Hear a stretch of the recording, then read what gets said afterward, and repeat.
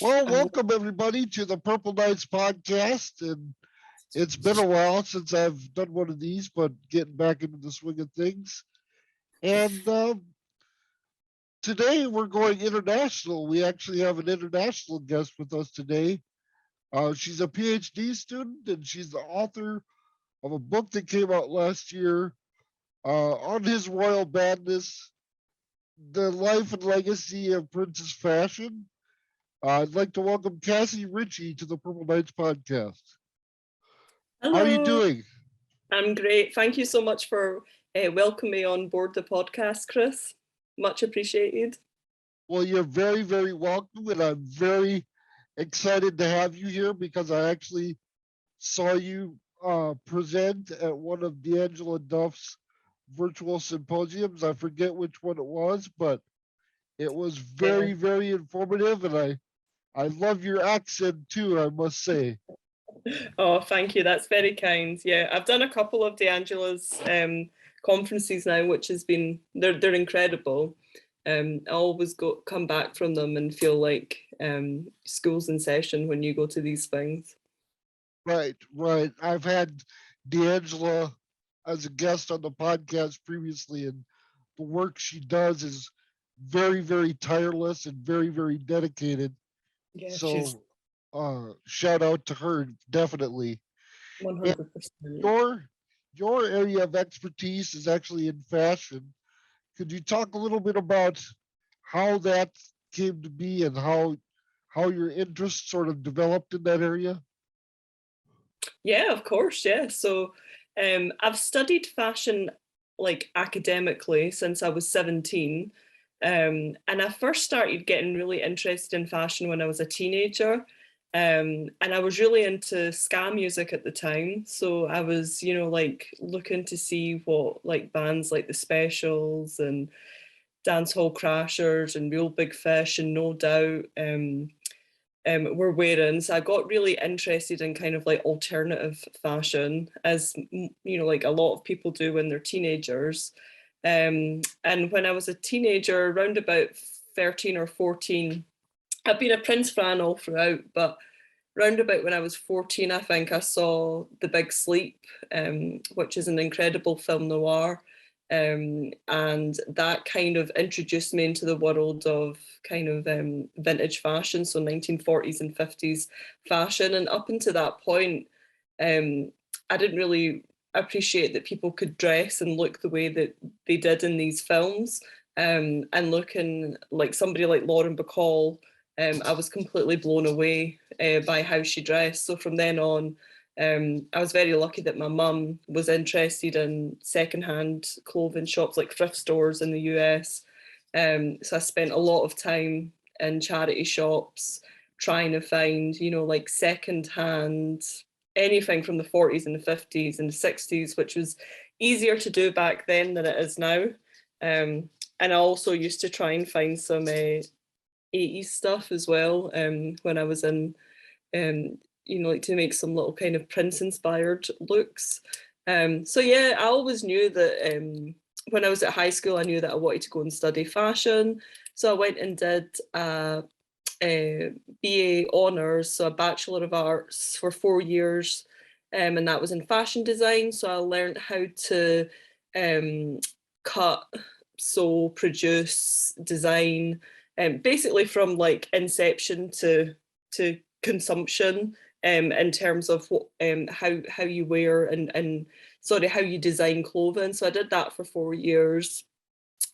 Then I went and did a master's in Leicester. I did a master's in underwear design. I was really interested in 40s and 50s underwear in particular. So I made, like my collection was inspired by John Waters, the director, and a film noir called Double Indemnity with a little sprinkling of Vanity Six in there. And then just because I really enjoy student debt, I went and did another master's, a master, like an MLit, Master of Letters in Dress and Textile History, because all throughout my studies, I've always been really inspired by bygone eras. And the main thing that I really enjoy, and when it comes to fashion design in the fashion industry, is that research element and looking at how people did it, like at certain points in the past. Because I think through looking back, you can get a lot of innovation in the future if you put a spin on it. So yeah, I've kind of just always been obsessed with it, and it's I kind of don't really know what else I would have done if I didn't do it, but it has been difficult, like I'm now doing my PhD, um, which is focusing on prints, fashion, and fans, which is, like I'm still pinching myself every day that I have funding to be able to do this. But this has been something that I've been doing for the past 6 years now. And I was doing it, like after my day job, at the weekends, nights, annual leave time, like it's been like a real passion project. Um, and I'm just really grateful that I've now got these 3 years to fully focus on this project so that I can give it my all. So yeah, that's where I am just now. Well, yeah, you came out with the book on his royal badness last year, and Yeah. it was crowdfunded, right? Basically, yeah. Because I remember I put in a pledge specifically for your book, so That's very I have kind.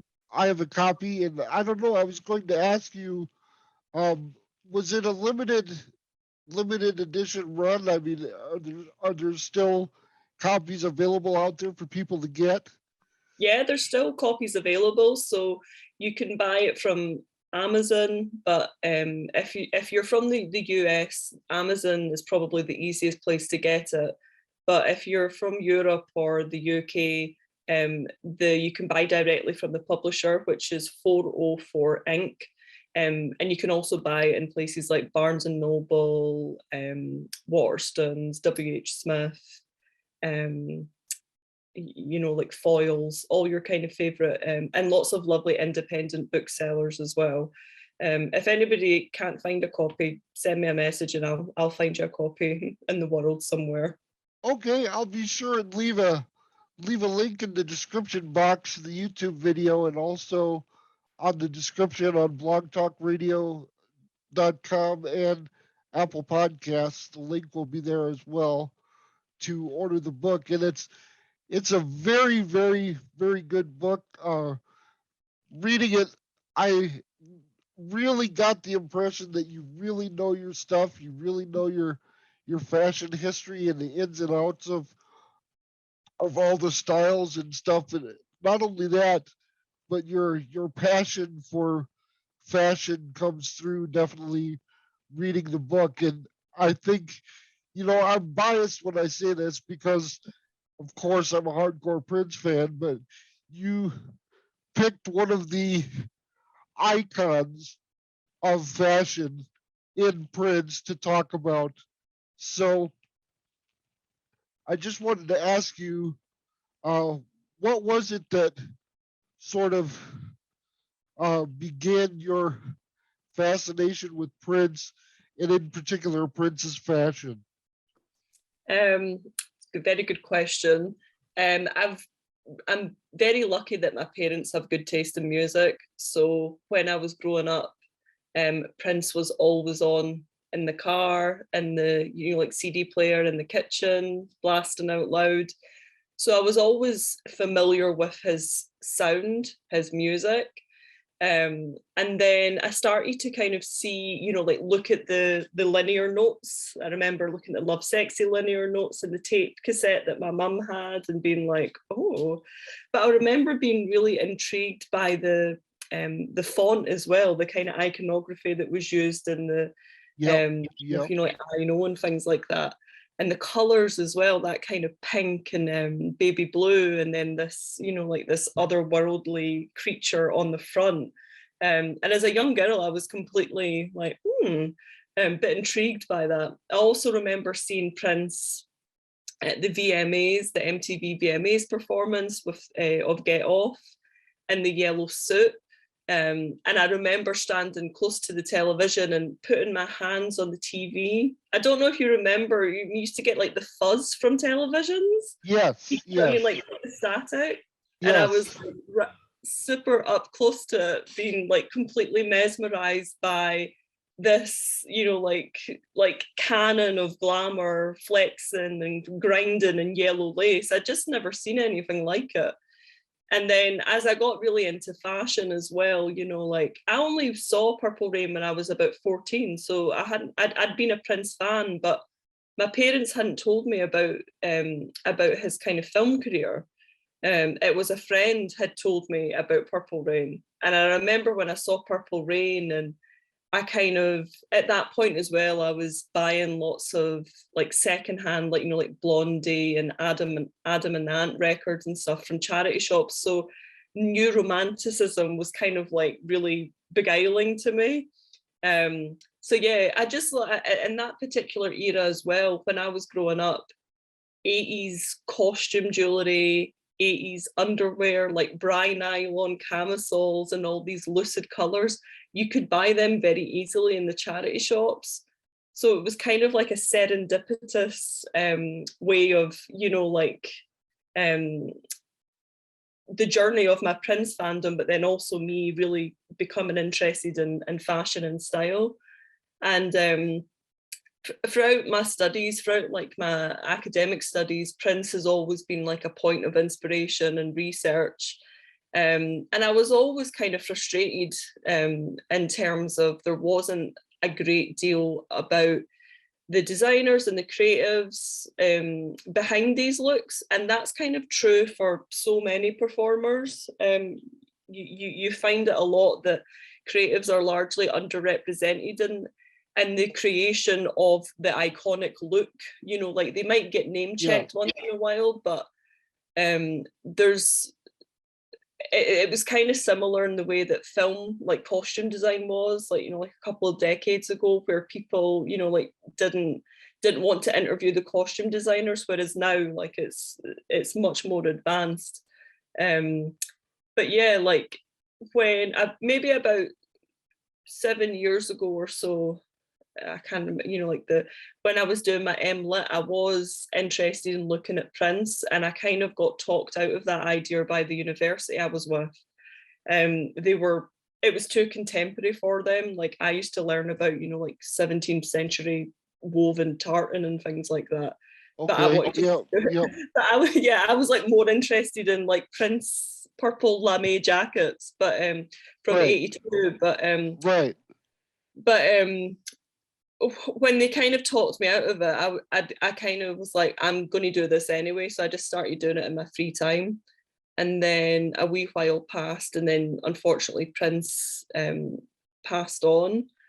And after that, it kind of really spurred me along. It's kind of cheesy as it sounds. It was a nice way to connect with Prince, like whilst grieving him as well, and feeling like, like I've always had this interest, and I knew about, like the Stacia Langs, and I knew about Debbie McGuan, and, like his relationship with Versace and things, but I didn't know anything really about the origins of Prince's look. I didn't know a lot about the people that helped create that look from North Minneapolis.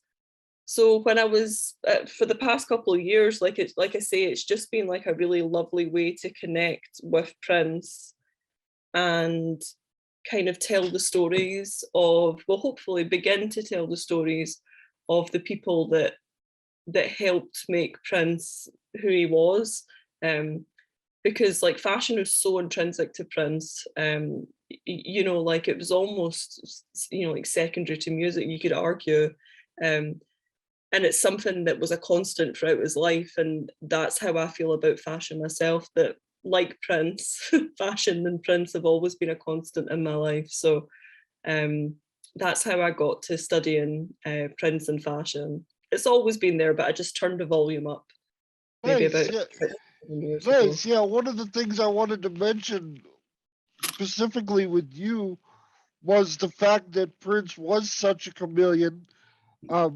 it almost seemed like for every year, for every album, he had a different look and a different aesthetic.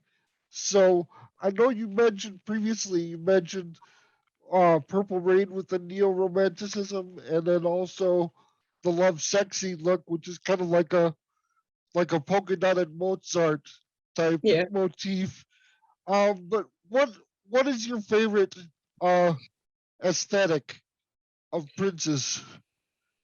I always find it really hard to answer that question because, like Prince albums and Prince songs, I feel like I have a different. I feel like I have like a favorite look for like different times in the day almost because it is Yeah, he was yeah, so prolific with his style that you really could like cherry pick to that level. But I always have a real soft spot for um, the period of 1979 when Prince is quite messy and he's figuring out his style, and you can tell that there's this real kind of DIY, like um carefree spirit in terms of the way that he was dressing. And like arguably some of his looks weren't super successful, but I really love the rawness of it. I find the leg warmers that he wore over his jeans that then morphed into the like the flasher mac and the thigh highs and dirty mind. I find that a really really interesting progression. um and I just think it's that, like, to me it's relatable. Like I've never I don't wear the outfits that he did in 1979. I'm not kicking about in like disco pants and things, but that kind of like kind of just running off the back, not got a lot of money, but trying to create a statement and trying to figure out who you are stylistically. I always find a bit of myself in that.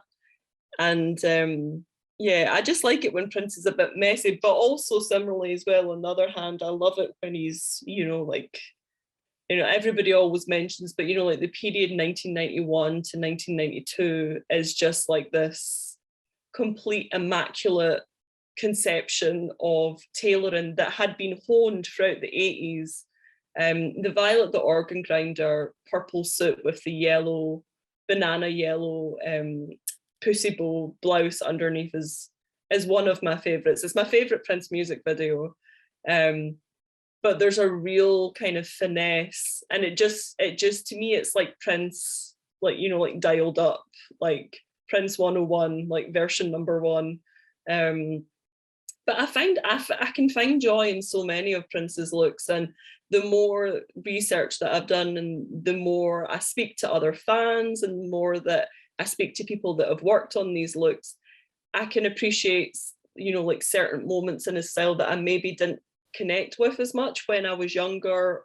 Like like things like Emancipation, like the Burr Parker, like yep. I never really, it wasn't really something that at the time, I was still very young at the time. And I remember the album, but I remember not being that enamored by the style because at that point I thought it was, like it was, I was listening to it a couple of years after its release, but at that point I thought it was kind of, like old hat, and um, he was almost dressing similar to how others were dressing. Right. But now as an older, now as a 34-year-old woman, looking back, I can see what he was doing with that, and I can see the I can see the kind of cogs behind the way that look worked, and I can find the, like you say, I can find the joy in that I maybe didn't necessarily find when I was younger.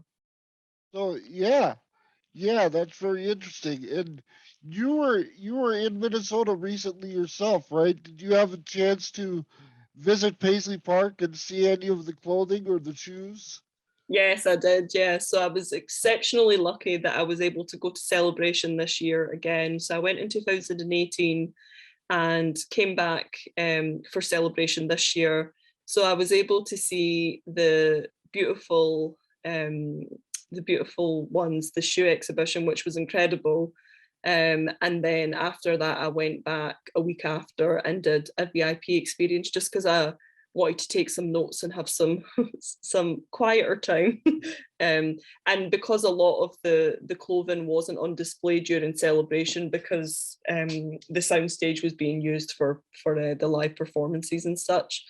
So going back to Paisley, it was incredible to see the innovation and the real engagement I think that they're beginning to have, particularly with the fashion archive, because the shoe collection is really, really intelligently done, and it's really fun. I know that sounds like a bit banal, but you know, like sometimes if you go to, I feel like if Prince's foot, Prince, for example, Prince, there's a pair of Prince's heels that are on display at the V&A in London, and in now obviously it's a very small, it's like one pair of heels, and it's in a bigger display. But compare that with what you see at Paisley, it's just miles apart, and it's that level of kind of playfulness that you maybe wouldn't get at an institution like the V&A.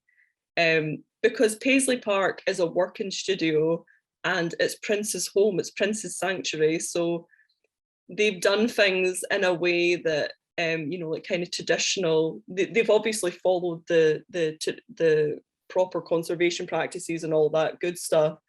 But the way that they're displaying it through sound in particular is really, really exciting. And as a viewer, I had so much fun. I don't want to give too much away with it in case people haven't seen it and they're going to see it. But it's really clever, and I was really, really, really happy and touched to see the way that they were displaying the shoes in particular.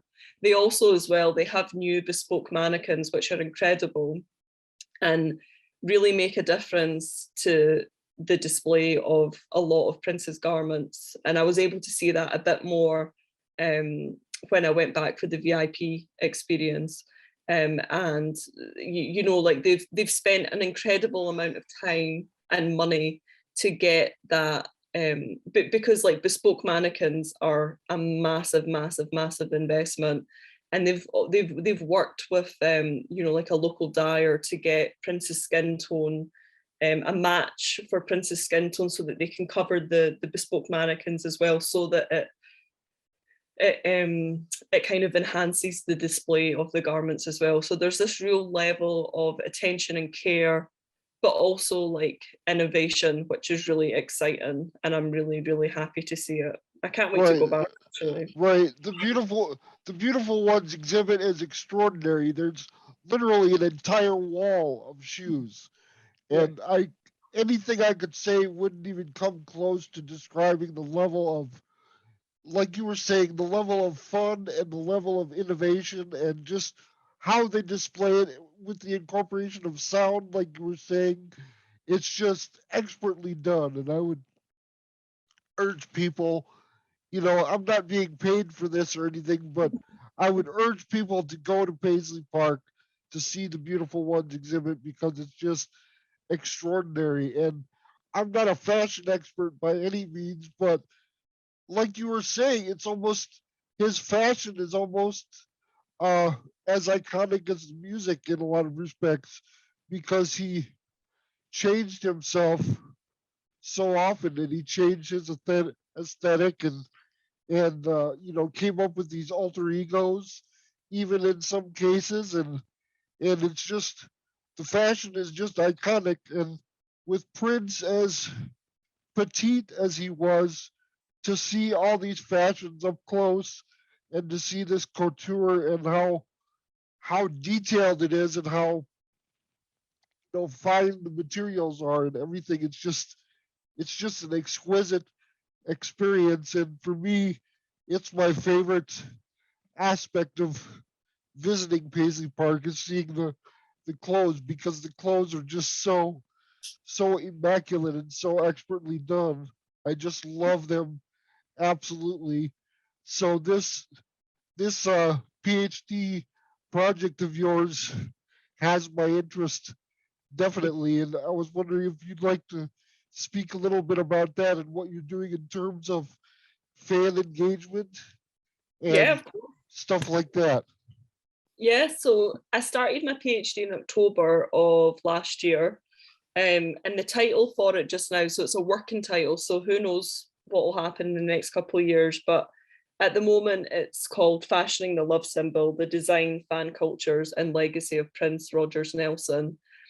And part of it is an extension of what I have been doing, but I really want to focus on underrepresented voices, and I'm looking at that through Prince creatives, so that covers costume designers, pattern cutters, stylists, like embellishers, like the people that hand dyed the fabric for, like the shoemakers, the people that went out and bought, like the grommets for his garments, everything that kind of encapsulates how these garments were designed and produced, as well as the fans, because I think it would be really interesting to see how Prince's legacy can be told through the lens of these underrepresented voices. So people like us, the fans, and also the creatives that work with him. Because like you say, these clothes are so indicative of who he was. I think fashion was some people fashion comes very, very naturally, and it's a very it's hard to kind of describe it, but it's something that, like it's like the air that they breathe type thing, and it's just a real natural expression of who they are. And I think Prince really understood his relationship with clothing, and he really expressed that and communicated that with his fans. um, because when you look at, I mean, there's been a lot of academic work about subcultures, like punks and goths and things, and you can visually, like visually you can see a Susie Sue fan, like standing next to a Taylor Swift fan by the way that they're dressed, or whatever. But when I was in Minneapolis this year, I was just struck by, like, and I knew this anyway, but I think when you're away from home and it's such a global event like Celebration is, I was just struck by, like, the expansive, like, lexicon of visuals that Prince had in his career and in his life that fans have now translated to personal style.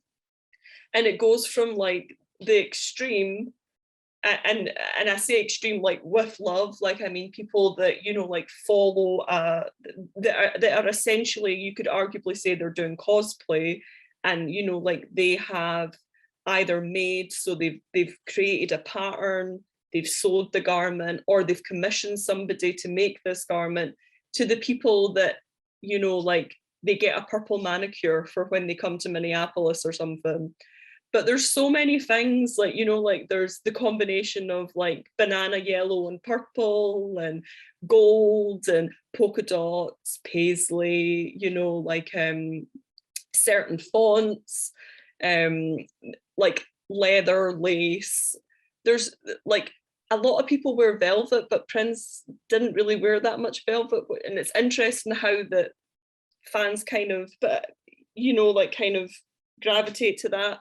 um but also as well, like, that kind of breadth of like design detail as well, like if somebody's studied, like their jacket with some pyramid studs, that they're maybe giving a nod to, like Dirty Mind, or Purple Rain with the trench coat, or, like similarly if they've got the fur dye glasses on, or, like they're wearing some kind of esoteric tunic, it's a nod to, like later in his career.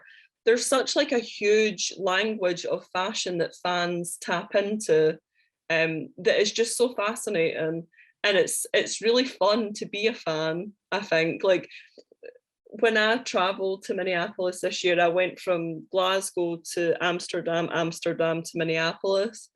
And it was really fun because, like, you just, along the way, you're kind of like spotting the Prince fan, and you might see, like, you might see the flash of a purple passport holder, and you might be like, they might be into them. And then you know, like later on, you see that they're wearing a parade T-shirt or whatever, or you know, like there's Prince fans go all out. Um, Yeah, and like I say, it's from 100 to you know, like a million. Like it's we don't do yeah, things by halves. yeah, yeah.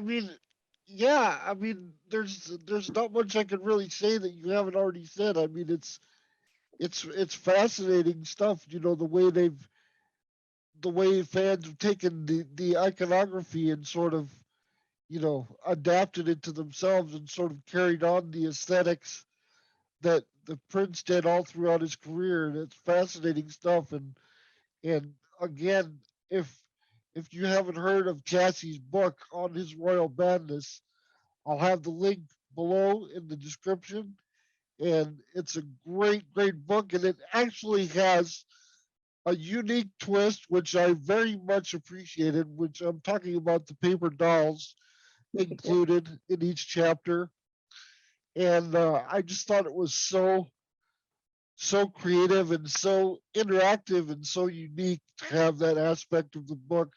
What gave you that idea to put those in there? Well, it was actually my friend Sam, my very dear friend Sam, who we both went to university together in the Scottish borders, and now she stays in Hong Kong. But she was like a massive support for me when I was offered to do this book. And you know, like I had like major fear writing it because I didn't have a lot of time to write it, and you know, like there's all the kind of imposter syndrome and all that good stuff. But when we were at university, we had to do a lot of fashion illustrations, and I used to always draw these little kind of, you know, like illustrations. And she was really pushing me to do these little you call them like flat lays of the garments. So that's where the idea for the paper dolls came from, because I love doing the flat lays of garments. So, you know, like you would draw one garment, you would do the silhouette of, say, a dress, and you would draw 100 of them, and you would change, you know, like you would princess line, you would add buttons, you would add ruffles, you would Yep, change the blah, blah, blah. yep, So that idea came from that. And I was like, well, let's just make some paper dolls that it you know, like it fits in as well with Prince. And I thought it would be a nice kind of fun, interactive way of expressing my kind of background as well. And I'm never going to get the opportunity again to draw Prince as a paper doll in his pants. So why right, not? right. Well, gee, I'm wondering if there's anything else we could cover, or if we've covered it all pretty much. Um, I'd like I'd like to certainly thank you again for joining me today. It's been a really pleasant experience, and like I say, reading your book, the passion comes through. The knowledge definitely comes through. I was very very much impressed with your breadth of knowledge of fashion and all the elements that go into it. Um, so yeah, your book is really impressive, and I look forward to seeing and hearing any future academic presentations if you're so inclined to do those Yes. in the near future. And I also look forward to being interviewed as part of your PhD project. I look forward to that as well because for me personally, I'm disabled in a wheelchair, and I recently got a new electric wheelchair actually that I'm not using. I'm using my manual one Okay. usually day to day, but I have an electric one that I recently got. And once the weather gets better here, I'll be taking that outside and taking it more for, you know, extended drives around the park and whatever. But I definitely want to incorporate one or several, I'm not sure yet, but symbol decals. Yes. Love symbol decals on my wheelchair. So, and it could even go beyond that. Who knows if I get in touch with the right creatives I might, bling my chair out even further. But yeah, I definitely count myself in those people that really value the iconography that Prince created and really championed. And I have a lot of Prince clothes, T-shirts, and all kinds of other things that I have. And yeah, just the iconography is it's impressive, and it's timeless, and it's enduring. So like the subtitle of your book says, the life and legacy of his fashion. The legacy of fashion is going to last for many, many years to come. And it's very important to be recognized and talked about. And so I'm glad there are people like you drawing attention to these, as you say, these creatives that haven't been featured or haven't had the platform or the voice to really discuss their work in detail and have it appreciated and have it analyzed in the way that it should be. And so I appreciate that very much as a fan of Prince and as a fan of creative people. Um, I'm certainly not a fashion designer, but I consider myself a creative person, and so I like the idea that underrepresented people can be represented and have their voices heard and their art appreciated. So I definitely resonate with that. And thank you so much again for coming on today and talking with us a little bit about the history of Prince's fashion and a little bit about the history of your fandom and your passion for fashion, as it were. It's very much appreciated. Thank you for coming on. Any other final words you'd like to say? How about where can people find you on social media? Yeah, no, I just wanted to say I can't wait to see your new chair when you get it all customized. That'll be incredible to see. Yeah, Um, Keep me updated on that. I think you uh, should go all out. I think you yeah, should, yeah. yeah, Well, yeah. yeah, why not? Um, but yeah, people can find me. I am on Twitter. I'll share my. It's just Cassie. I think it's Casci Ritchie. I have a strange spelling slightly, so I'll share all my credentials with you. And I'm on Instagram as well, and I've also got a website which I never update. It's cassieritchie.com.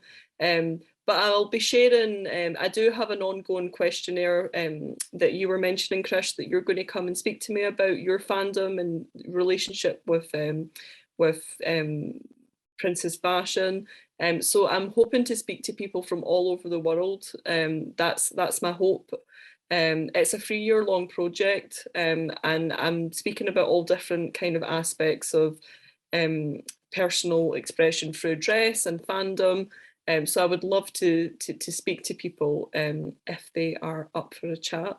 And thank you so much as well for welcoming me onto your podcast and for your support for the book as well, because it means a great deal.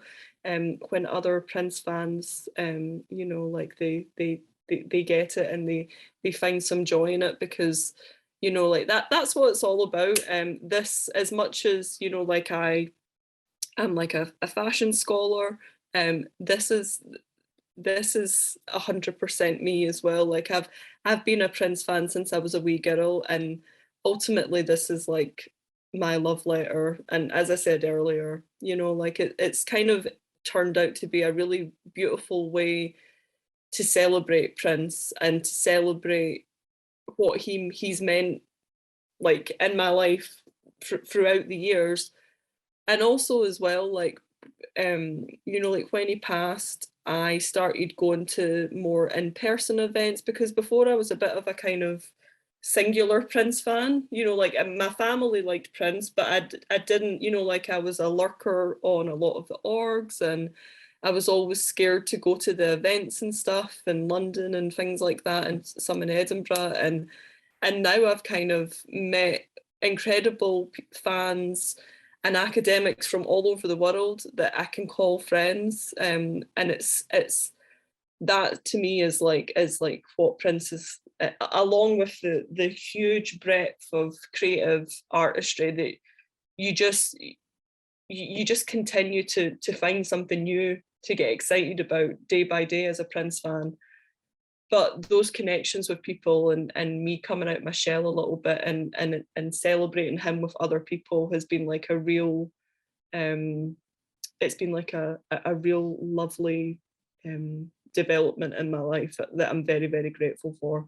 So thank you very much for letting me come on and blether.